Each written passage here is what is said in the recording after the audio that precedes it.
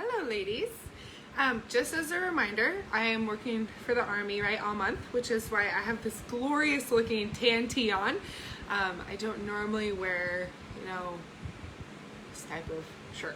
So that is why, hair slicked in a nice bun with a shirt on. So anyway, okay, you guys, today is so good. We're going to talk about how to eat clean with an active social life. How can I stay on track with my goals while having an active social life? This is huge. Even when I was like a little bit newer into fitness and being more strict, it felt like I can either have an active social life or I can have, or I can be fit, right? So I'm going to teach you how to have both. Okay. First things first, flexible dieting, excuse me. Flexible dieting is key. It is like the best way to have all the balance in your diet while still feeling good, high energy, accomplishing your goals, high confidence, all that good stuff. At this point, I think most of you should know a lot about flexible dieting. And in fact, I'm going to give you guys a macros course next week. I'll talk through a lot of stuff like that. I know a lot of people are still confused on macros. It's a lot to digest, like the information. And so I'm just going to keep talking about it, right? Sometimes we need to hear something 10 times before it clicks in our brain. So flexible dieting, AKA tracking macros. Okay, so you can do this on MyFitnessPal. I really like that app. I will say I suggest getting the pro version because then you can see all your macros on top, which is really nice, and it's just really effective. It's much easier. And so tracking macros is, instead of saying how many calories have I eaten today, you say how much protein, carb, and fat have I eaten today, okay? It's good to have a macro goal, not the one MyFitnessPal sets up, because I'm like, what are you thinking? What's the science behind that, But it's good to have a macro goal for you as an individual because every body type is different. Everybody responds to food differently, right? Some body types do better on higher fat, lower carb. Some body types do better on higher carb, lower fat. Okay, so first things first is be actively tracking your food in general, okay? This in and of itself, I mean, you can literally accomplish any goal you have if you're tracking the right macros for your lifestyle, okay? So the first thing, let's talk about going to a restaurant. So if you want to go out, let's say happy hour with some friends, you want to have a drink, you want to have appetizer and a meal, something like that. How can you fit those things in rather than looking at it as this is a cheat meal? How can you track it in your diet so you're staying on track instead of busting calories with cheat meals? I do not ever have my clients do cheat meals. Instead, we put it into their diet so they're still accomplishing all of their goals, but they can go have a burger and a piece of chocolate cake and a beer or something like that. And that's perfectly okay. It's balance, right? That is a sustainable lifestyle as long as the majority of what we're eating throughout a week or throughout a day is wholesome and healthy. So when you're going to a restaurant, the first thing I would say is look up that restaurant and download the menu. By choosing the item you want before you go, it allows you to make a more logical decision rather than emotional. We're hungry at the restaurant. All of our friends are getting all the things. And it's like, screw it. I'll just buy whatever. Good morning. Is it morning? Good afternoon. So that is the very first thing, right? Decide what you want to get from the menu. If you don't track macros, if you don't want to track any kind of food, that's okay. You may just have to pick a bit healthier option than if you are tracking macros, okay? So, I will say, sometimes it can be hard to track exactly what's on the menu, so just do the best you can, right? We're never going to be perfect. We just need to be diligent trying to make the best decisions that we can. So let's say you want like pasta, a chicken Alfredo pasta, and a beer or a glass of wine, okay? First things first, me personally, I would track 2 glasses of wine. I would track 12 ounces. Typically when you're out with friends, if you're doing happy hour, most people typically get 2 drinks. By tracking it, even if you don't do the 2 drinks, you at least have it available to you so you can make that decision when you get there. For the pasta, this one is a little tricky because of the sauce, the portion, all of that. Typically at a restaurant, the portion sizes are like 3 times what a realistic portion would be. So, and again, this depends on how many calories you have available to you.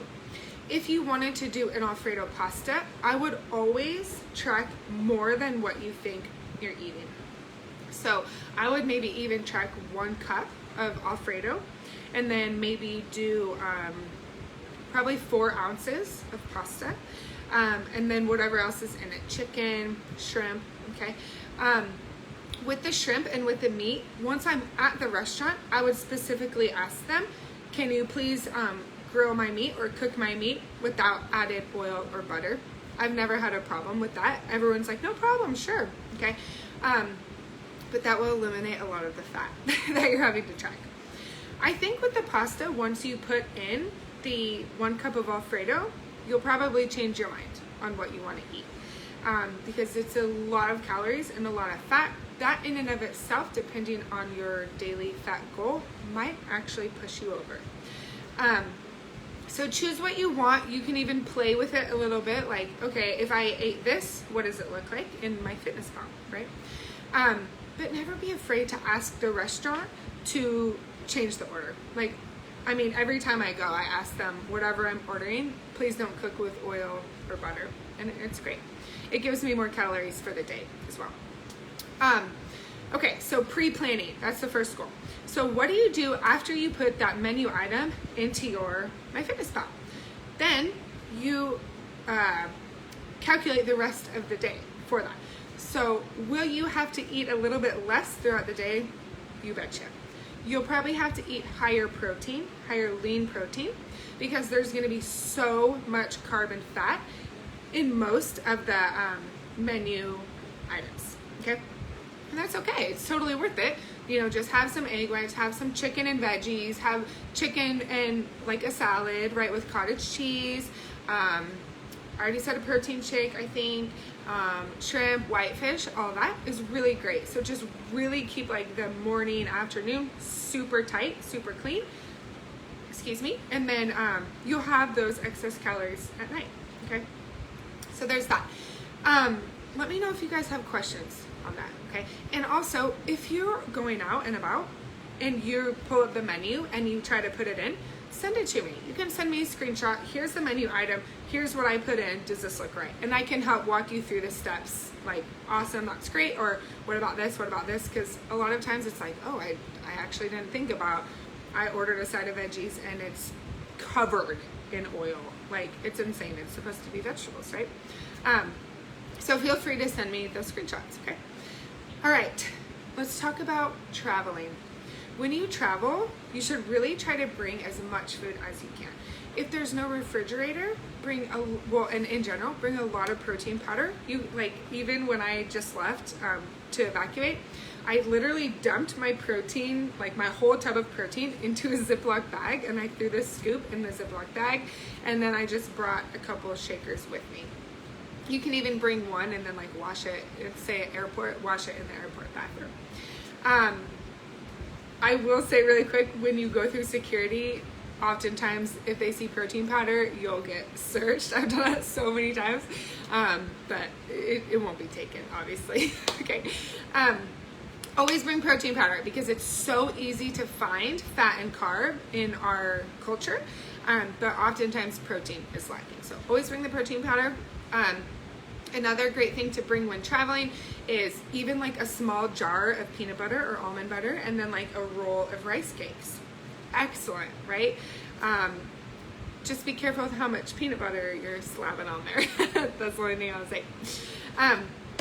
Okay, Subway. So there's actually a lot of hacks you can do with Subway. Even just like a general salad with rotisserie chicken is awesome. Sometimes I'll even get their steak if I want some red meat. And then you can even ask them like, well, how many ounces about is that scoop that you're putting in? I think it's safe to assume about 4. And so if you're doing double meat, just add 8 ounces. I will say it's always, when you're social, it's always best to over track than under. Okay, so literally like do more than you think it is, because it probably is more than you think it is. Okay, another great thing for Subway, especially for those who do 24-hour breakfast, you can ask them for egg white omelet. So then it's literally just egg white, and you can do all the veggies and all the topping, and that's it. And then you have more space for carbohydrate. So you could even do like the egg white omelet or whatever, and then like eat a caramel rice cake with peanut butter on it for like a healthy dessert. It's awesome. I do that all the time. Okay. For social gatherings, if you're going to a friend's house, a barbecue, a holiday, anything like that, I would suggest making a few sides for everybody. You can find a lot of good recipes, like maybe something like a sweet potato casserole is loaded with sugar, right? The marshmallows and the brown sugar. But if you make it yourself, and butter, if you make it yourself, you can actually clean it up a lot, still tastes really good, but you're eating like 1/5 of the calories probably. Then it's easier for you to track too. You already have a plan of what you're gonna eat for that holiday. You can still be social and still eat with your friends. The portions might just be a little bit smaller, right? The choices are gonna be a little bit different. A caprese salad, like a toothpick with a small piece of mozzarella, a tomato, and a piece of basil with balsamic vinaigrette is so good. I bring that all the time. People really love it. And actually what you could do, depending on how strict you wanna be with your calories, is weigh out cheese. Be like, okay, I wanna eat 2 ounces of cheese. How many toothpicks is that? Right? And then you can be sitting there snacking with your friends, but in your head, you already know I can eat 5 of these. So it brings a lot of relaxation, stress relief, and just confidence in yourself, because then you're still being social with your friends, but you know you're staying on track and not busting your calories. With alcohol, when you track it, it's gonna have minimal, especially with wine, it's gonna have minimal protein, fat, and carb. So pull the calories from the carbohydrate. That's my suggestion. You always want to hit protein, no matter what, okay, in your diet. So when you type in wine on your macros in MyFitnessPal, it's going to show that you have more macros left than what your calories are, like what you have left in your calories, because alcohol is actually a macronutrient as well, but MyFitnessPal doesn't have an alcohol slot. So pull the calories from the carb, okay? Let me know if you need more clarity on that, okay? Another thing you can do for social gatherings is like bring a piece of meat to grill. If it's a grilling party, but they're all doing burgers and you're like, meh, I don't really want to use my calories for the fat in the beef and all that stuff, bring a piece of chicken and maybe bring a few extras for other people. Sometimes we can think like, that's so weird, you know, I'm invited to this barbecue, yeah, I'm bringing my own food. Like, a few things. One, you're really setting the example. It's pretty cool. It's a pretty good talking point. But B, people don't care. Most people don't care. We think it's like kind of self-conscious, like, you know, like the other day I went to my boyfriend's mom's house and had wine with her for a little bit. First time ever. And I was like, well, I'm going to bring my scale because, you know, I want to track my stuff. And it was a little awkward for me mentally. I was like, you know, this is kind of weird, but at the same time, at the end of the day, like, your goals take precedence, and like, no one judged me for it. No one really cared. And it was funny because one time, the first glass of wine I did drink untracked, and his mom ran over to him and she was like, your girlfriend is not weighing her wine and stuff like that. And so it was so funny because instead of like judging me, she was actually like supporting the whole thing. So it was pretty cool. Okay, last thing I'll say, your mindset is so important about it. If you're feeling like this is a chore, this is annoying, like I don't want to track my food, I don't want to look at the menu before, you just need to shift the mindset to, why do I want a healthy lifestyle? Why do I want fitness and nutrition as a lifestyle? How will it change my life? How will reaching my goals change my life, right? If you don't have goals, it's pretty much impossible to have the motivation or the diligence or the discipline to execute this type of behavior, okay? So first things first, have a great goal for yourself. What do you want to accomplish? You want to lean up, tone up, increase energy, increase confidence. Why? What would that do for your relationships? What would that do for you as a woman? How would you feel waking up every day, right? How would your hobbies change? How would your life as a whole change? And it's always massive enhancement, always. So just start digging deep into yourself. Like, what do I really want to accomplish and why? The more important your goal is to you, the more exciting doing stuff like this is, rather than feeling like this sucks and I don't want to do this. You'll actually want to do it and be happy to do it, because you'll know that these behaviors are taking you to that level where you're accomplishing your goals. Okay. All right, ladies. If you have any questions, let me know. Wednesdays will always be nutrition.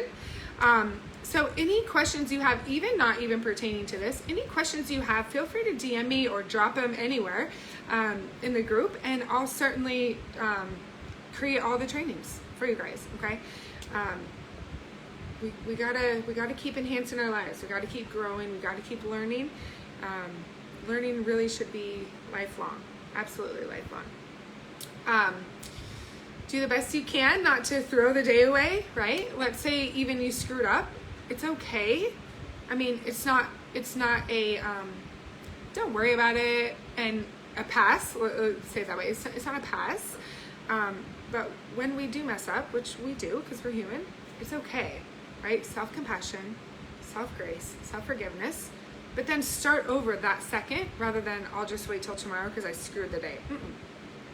Your body is still tracking what you're eating the rest of the day, right? So don't throw the day away. There's no reason to throw the day away. Just one step at a time, 1 second at a time, 1 hour at a time, okay? If you struggle to eat in accordance with your goals or your macros, like for a day or a week or a month or a year, instead of viewing it as that big old chunk, oh, I have to be spot on for a year. 1 hour at a time. Ooh, that's a good question. Okay, Belinda, I'm gonna give my truly honest opinion, how I do things, and then I'll tell you maybe a little healthier standpoint. It's good for your metabolism to eat every like 2.5 to 3 hours. It keeps your system moving, it keeps going, okay? But for me, sometimes I'll fast. I'll push myself pretty thin for the day because I want to go have a really fun night out and have all the food and some wine and maybe a dessert, and I want to stay on track with my goals. So oftentimes, like for example, Friday night, I'm actually going out with a friend, and my plan was really lean protein, like protein shakes, definitely some egg whites in the morning, but pretty much lots of protein shakes and vegetables. But that works for me personally, right? So yeah, that's what I'll say. I want to give you guys all the healthy things and say, don't fast, just have small portions, and that's great. Both are great. Yeah, sometimes realistically, man, that's a tough one. I don't want to tell you guys it's okay to starve yourself to have a binge meal. Because is that the healthiest option? No. Right? It's just not. But sometimes for our soul, and sometimes when we just want to go have a big meal with friends,